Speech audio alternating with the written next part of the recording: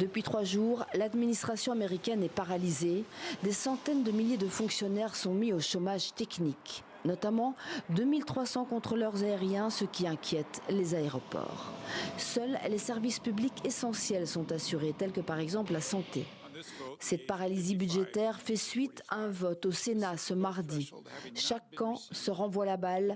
La Maison-Blanche accentue ses menaces. Malheureusement, comme les démocrates ont paralysé le gouvernement, le président a demandé à son cabinet et au bureau du budget d'identifier avec les agences fédérales les coupes qui peuvent être faites. Et nous pensons que des licenciements sont imminents. Ils sont malheureusement une conséquence de cette paralysie du gouvernement.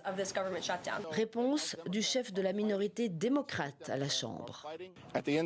Au bout du compte, les gens savent que c'est Donald Trump et les républicains qui ont mis le gouvernement fédéral à l'arrêt.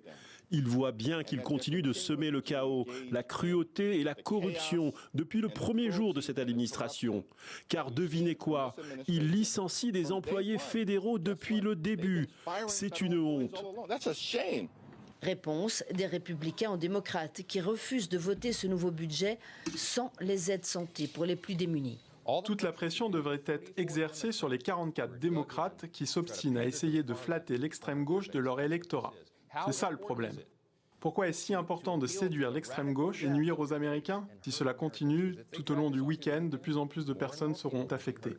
Sur son réseau social, Donald Trump qualifie d'arnaque politique les agences fédérales démocrates qui pourraient être définitivement fermées et conclut: Je n'arrive pas à croire que les démocrates extrémistes de gauche m'ont donné cette opportunité sans précédent.